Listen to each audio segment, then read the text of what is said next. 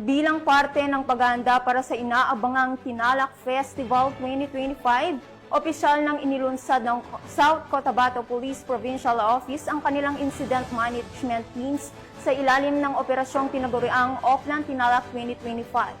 Yan ang balitang hatid ni Patrolwoman.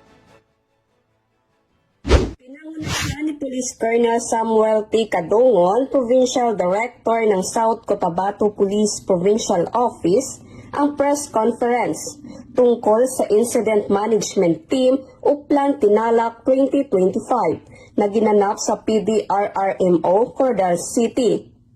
Kasama sa nasabing press conference sina Mr. Rolly Duan Aquino, head ng PDRRMO at Fire Officer 3 John Paulo Cabugan ng Bureau of Fire Protection 12. Kasama din ang mga media personalities at iba't ibang ahensya ng gobyerno na nakatalaga sa pagpapanatili ng kaayusan sa nasabing festival.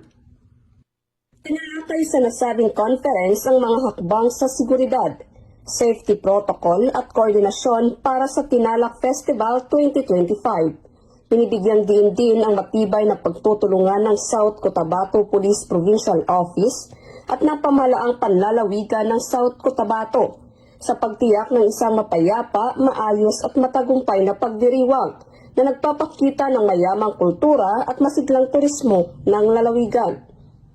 Tinitiyak ng South Cotabato PNP na maging ligtas ang mga residente at turista sa buong pagdiriwang ng Tinalak Festival 2025.